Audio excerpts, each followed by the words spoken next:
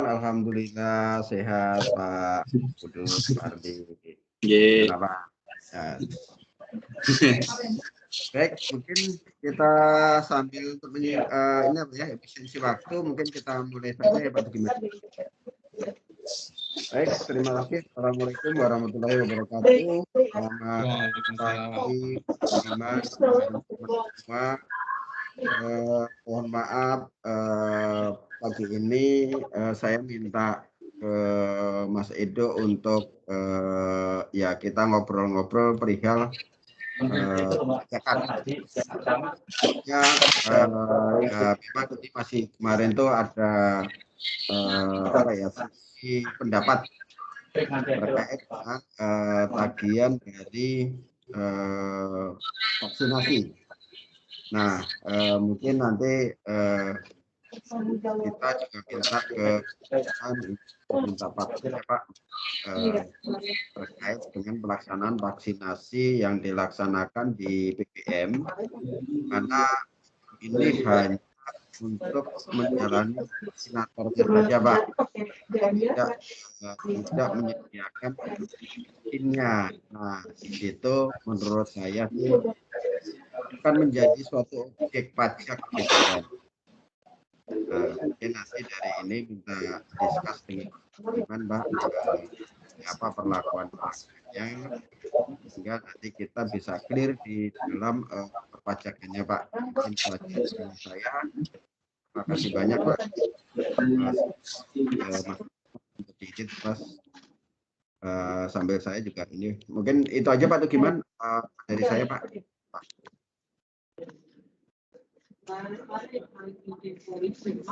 Monggo silakan Pak Tugiman, di unmute dulu Pak.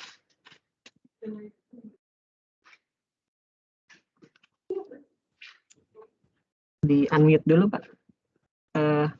Mic-nya Bapak belum di unmute. Oke Pak.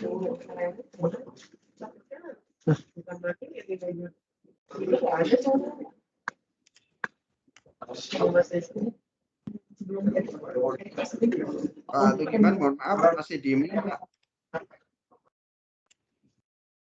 Pak Tugiman.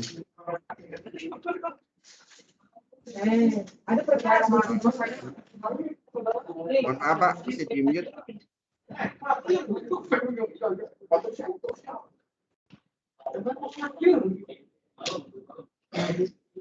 Ya, baik.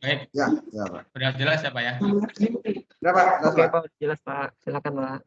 Ya, baik. Terima kasih Pak Sam, Pak Edo, dan yang lain. Assalamualaikum warahmatullahi wabarakatuh. Jadi kemarin saya dan Mas Edo sempat diskusi beberapa hal ya terkait khususnya yang berhubungan dengan pajak pertambahan nilai atas kegiatan-kegiatan vaksinasi, kegiatan PCR dan yang lain-lain ya. Menurut informasi dari Mas Edo kemarin ada yang berpendapat bahwa untuk vaksinasi dan kegiatan-kegiatan PCR ada kemungkinan terutang PPN gitu ya, karena mungkin dipersamakan dengan rawat jalan. Nah, mungkin kita perlu apa namanya menyamakan persepsi ya bahwa rumah sakit itu memiliki core bisnis di bidang layanan kesehatan, di mana layanan kesehatan medis dalam pasal 4A Undang-Undang PPN ya itu termasuk kategori non JKP. Nah, lalu kenapa rumah sakit perlu menjadi pengusaha kena pajak ya, perlu memungut PPN? Kalau kita mendasarkan pada SE 06 tahun 2000, karena apa? Karena rumah sakit itu melakukan kegiatan yang bisa dipersamakan dengan pedagang eceran. Jadi apa? Jualan obat gitu loh. Jualan obat gitu. Nah mungkin dari sini mungkin kita mencoba mengurai sesuai dengan kegiatan-kegiatan terakhir rumah sakit termasuk vaksinasi dan yang lain-lain. Jadi sebenarnya kalau mau dipersempit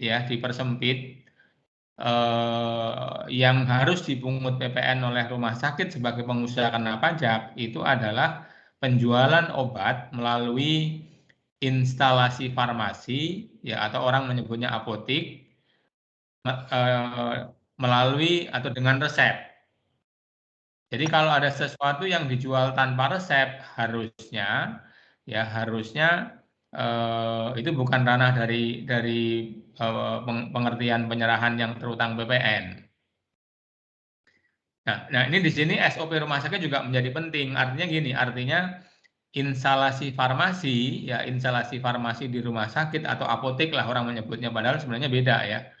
Harus secara SOP satu ya, harusnya instalasi farmasi di rumah sakit itu tidak boleh melayani non pasien. Jadi kalau saya datang dari luar yang bukan pasiennya rumah sakit, saya datang beli obat atau beli yang lain-lain di situ harusnya nggak bisa. Kemudian yang kedua, berbagai macam alkes, alat kesehatan habis pakai maupun obat yang diberikan kepada pasien, baik rawat jalan maupun rawat inap, bersamaan dengan pelaksanaan tindakan-tindakan medis, itu adalah bagian dari layanan kesehatan medis. Jadi istilahnya kalau ada kegiatan vaksinasi, kegiatan PCR, kegiatan misalnya rapid test dan yang lain-lain ya, selama itu pemberiannya kepada pasien bersamaan dengan tindakan-tindakan medis, maka di situ tidak ada isu PPN. Ya kenapa? Karena itu termasuk bagian dari jasa pelayanan kesehatan. Jadi yang namanya vaksinasi mau dimanapun, ya mau di rumah sakit, mau di luar rumah sakit gitu kan, ya harusnya nggak ada PPN. Kenapa? Karena itu adalah layanan kesehatan. Kalau di rumah sakit jelas. Nah kalau di rumah sakit cuma dipindahkan tempatnya aja, dokternya, perawatnya, mungkin berpindah dari rumah sakit ke lokasi tertentu, misalnya di Istora, di Senayan, atau di perusahaan-perusahaan tertentu gitu.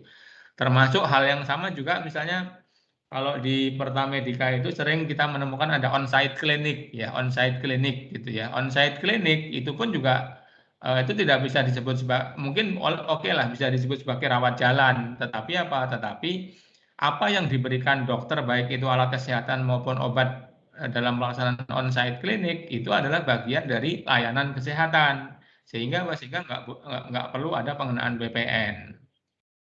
Termasuk kegiatan-kegiatan yang mungkin kalau dianalogikan seperti MCU misalnya ya, medical check up gitu ya.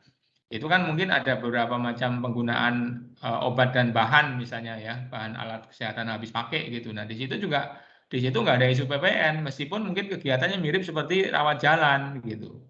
Jadi yang terutang PPN itu adalah kalau dipersempit sebenarnya adalah penjualan obat kepada pasien rawat jalan melalui resep.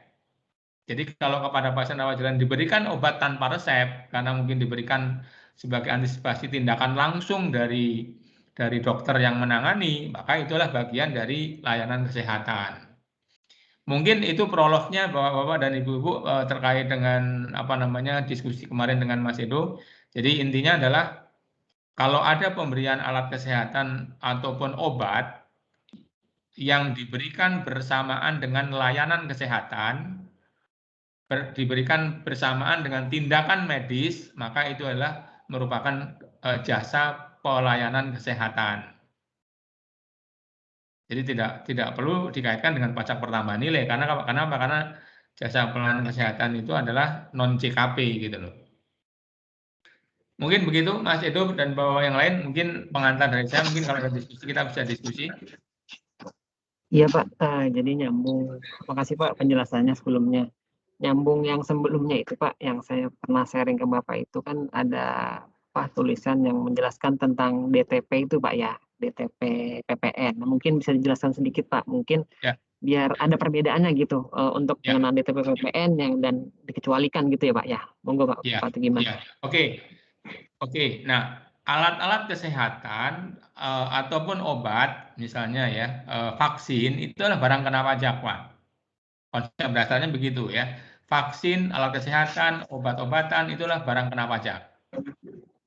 Nah, yang masuk ranah DTP adalah apabila obat-obatan, kemudian vaksin, kemudian mungkin alkes tertentu gitu ya, yang diserahkan tanpa disertai dengan tindakan medis.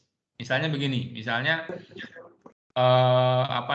rumah sakit membeli vaksin ya, membeli vaksin atau mungkin membeli alat kesehatan atau membeli obat ya, selama itu dikaitkan dengan penanganan COVID, nah itu yang dapat fasilitas PPN DTP. Atau misalnya dari rumah sakit PBM misalnya ke anak perusahaan, rumah sakit anak perusahaan lainnya, tapi hanya memberikan alkes, hanya memberikan misalnya antigennya, hanya memberikan misalnya APD-nya, tanpa ada layanan kesehatan tindakan medis di situ, itu yang ranah DTP. Selama yang menerima penyerahan itu adalah pihak tertentu ya, yang sesuai PMK yang baru, PMK 83 kalau saya tidak salah yang terbaru, berarti apa? Berarti itu yang menjadi ranah DTP. Jadi yang benar-benar murni penyerahan barang kena pajak. Tapi kalau penyerahannya itu adalah dilakukan bersamaan dengan apa namanya tindakan medis, kan bukan orang jual beli barang. Ini adalah layanan. Cuman dalam memberikan layanan medis itu diperlukan material dalam bentuk obat, dalam bentuk alkes, dan mungkin yang lain-lain gitu loh. Jadi di situ mungkin bedanya Mas Edo. Ranah DTP-nya adalah apabila kita hanya murni menyerahkan barangnya saja. Itu yang menjadi ranah PPN ditanggung pemerintah. Dengan catatan PPN DTP itu hanya berlaku kalau ada dua kriteria utama.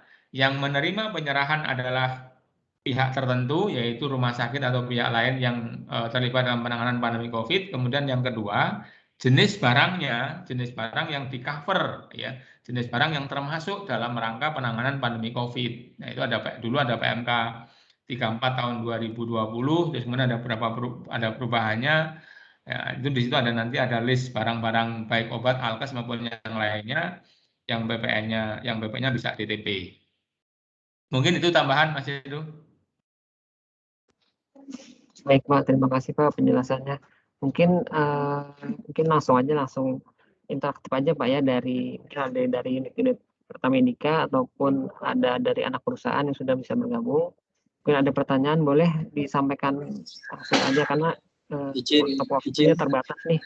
Untuk Pak Tugiman sampai jam 11 aja nanti. Monggo silakan.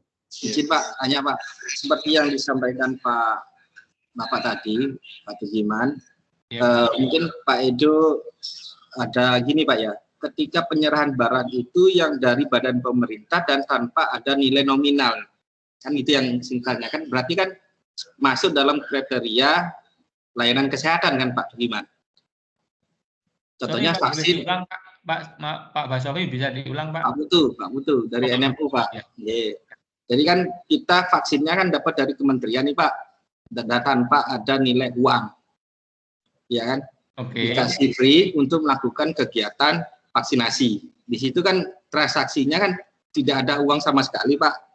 Ya. Kita hanya sifatnya menyalurkan dan membantu menyelenggarakan vaksin. Nah, berarti kan ini bisa dikategorikan sebagai pelayanan kesehatan kan Pak? Oh bukan Pak, bukan. Kalau itu kan murni berbentuk barang Pak, dari pemerintah ke rumah sakit Pak. Cuman karena pemerintah itu adalah bukan pengusaha kena pajak, dia kan nggak bisa membuat faktur Pak. Jadi transaksinya menjadi tidak terutang PPN.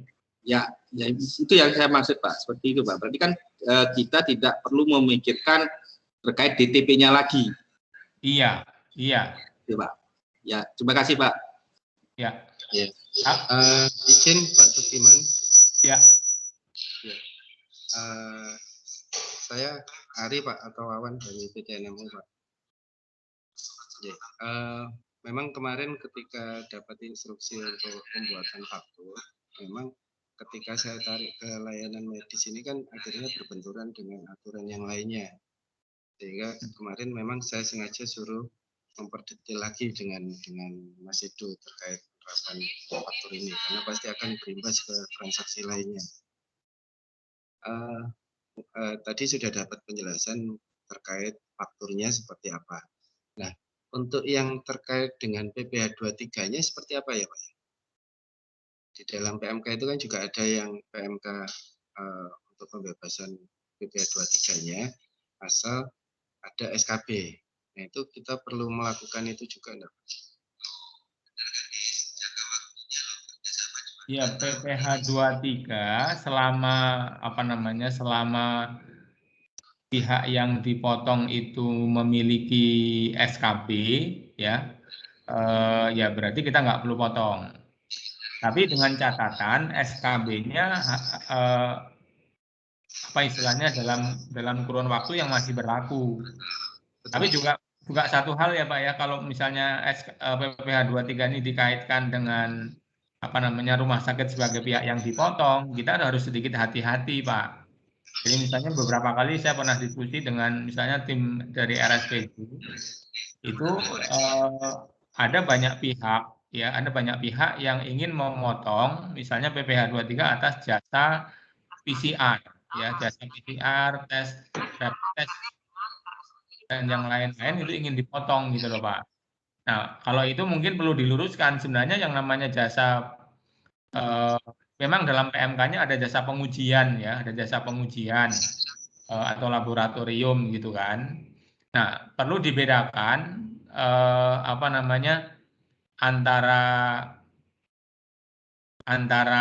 jasa laboratorium atau pengujian yang dilakukan oleh rumah sakit dengan lainnya. Jadi kalau kita bicara tentang pengujian atau laboratorium oleh rumah sakit, itu harus ditarik ke rumah besarnya, Pak. Rumah besarnya apa? Rumah besar jasa layanan kesehatan. Biasanya ada tindakan-tindakan laboratorium itu kan karena dalam rangka mendiagnosa apakah seseorang itu memang misalnya sakit apa gitu dalam rangka mendiagnosa penyakit yang ada dalam pasien itu kan bagian dari tindakan-tindakan medis itu kalau di list itu kan ada ribuan tindakan medis Pak. Nah, selama itu tindakan-tindakan medis dalam rangka bagian dari layanan kesehatan ya harus dimasukkan dalam rumah besar jasa layanan kesehatan. Di mana jasa layanan kesehatan itu dalam PMK 141 tahun 2015 tidak termasuk objek PPh 23. Dan dari beberapa apa namanya beberapa customer ya, beberapa pasien rumah sakit, terutama yang pasien jaminan, akhirnya mereka ngerti dan nggak lagi motong PPh 23 gitu. Tapi kalau memang aslinya objek PPh 23 ya, kemudian misalnya yang ini mestinya rumah sakit sebagai pihak pemotong ya harusnya ya. Nah kalau itu kan kaitan dengan insentif berarti harus ada SKB yang berlaku yang diurus oleh apa namanya vendornya rumah sakit gitu. Jadi tolong dibedakan antara hal-hal yang seperti itu Pak. Kedudukan rumah sakit sebagai pihak yang memotong atau kedudukan rumah sakit sebagai pihak yang harus memotong atau akan dipotong gitu Pak. Iya, betul Pak. Makanya terkait yang kegiatan vaksin ini juga kan selain dengan SBB, dengan KBMN, dengan BPN, ini kan kami juga melakukan vaksin-vaksin juga dengan beberapa instansi Pak. Memang isunya kemarin juga dengan BRI sebenarnya juga mau mengut BPN, juga mengenakan minta faktur pajak. Akhirnya saya jelaskan seperti itu, beliaunya sudah tidak lagi meminta faktur pajak karena kita kan memang layanan medis Pak. Nah, yang permasalahannya di PPh 23-nya setelah membaca PMK yang 83/2021 itu Pak.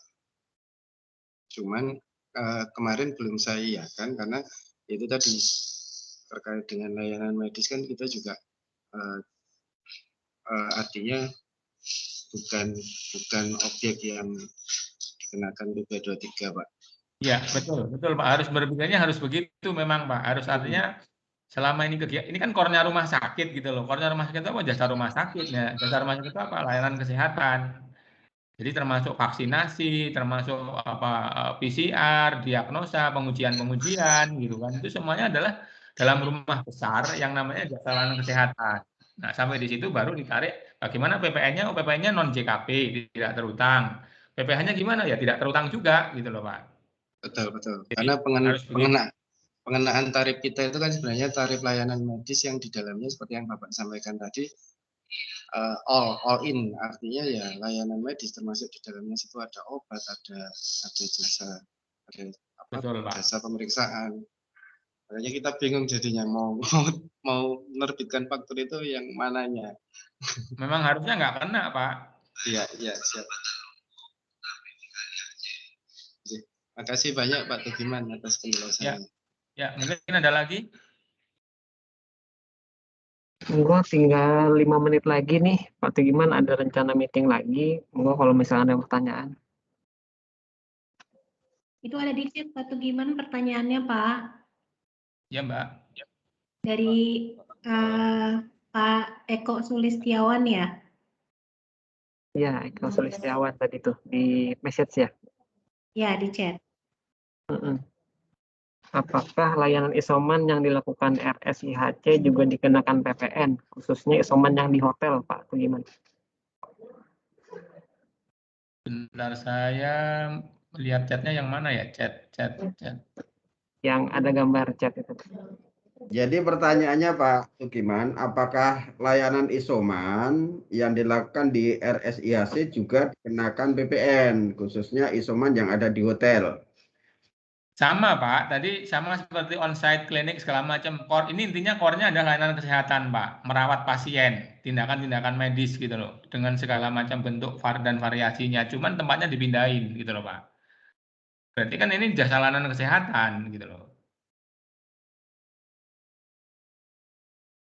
Kalau dibandingkan dengan on-site ini kan sama saja sebenarnya Pak, cuman bentuk layanannya mungkin berbeda ya. Karena isoman itu kan mungkin cuman sifatnya istilahnya tidak dipantau selama 24 jam, tapi mungkin dikunjungi dalam jam-jam atau hari-hari tertentu, misalnya gitu loh.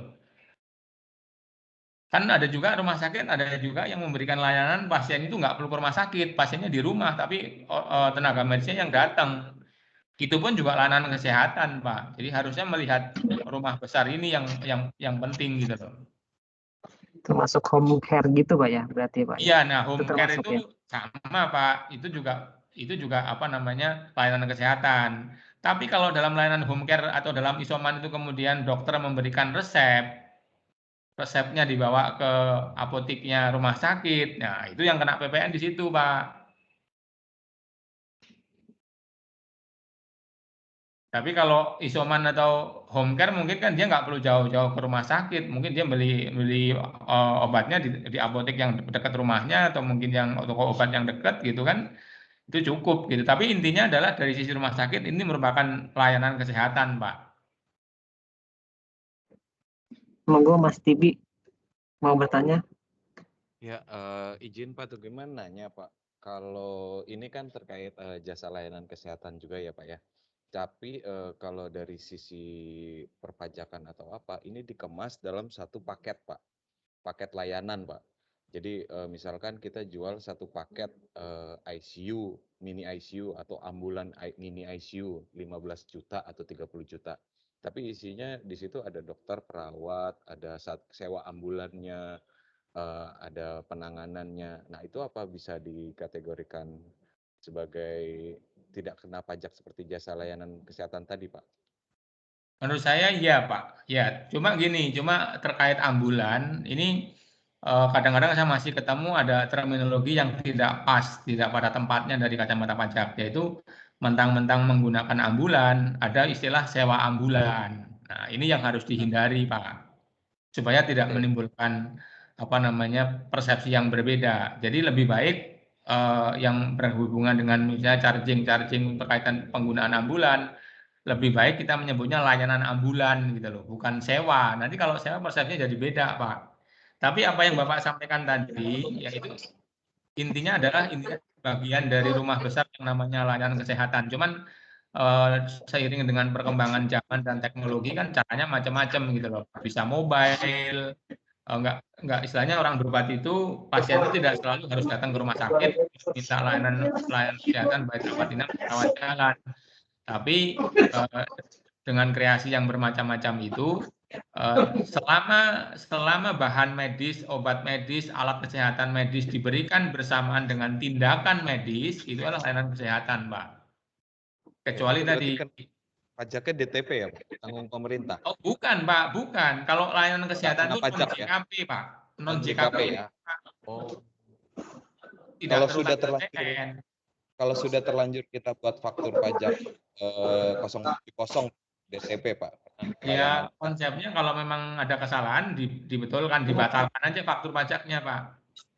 Walaupun sebenarnya efeknya nol ya, secara ekonomis PPN, DTP dan tidak terutang itu sama-sama apa namanya ya, sama-sama nol secara substansi ekonomi, tapi takutnya nanti pelaporan, Pak, ya.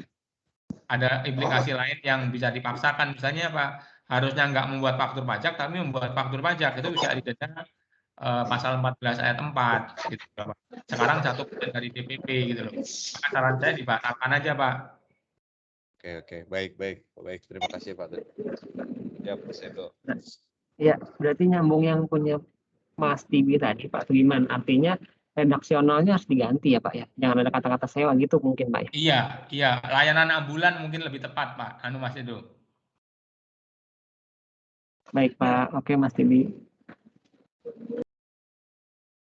Mungkin ada yang lain lagi? Udah jam 11 ini Pak, itu gimana? Ada ini lagi Pak ya? Ada jadwal lagi ya Pak ya? Ya, satu lagi boleh. Satu lagi boleh? Ada yang bertanya? Kumpul silakan.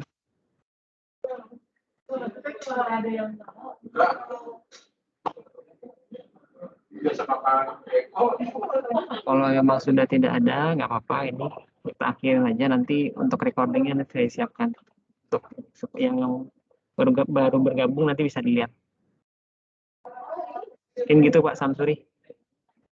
Baik, terima kasih Mas Edo. Berarti sepakat ya Pak Samsuri, kita tidak menerbitkan faktur ya Pak Samsuri?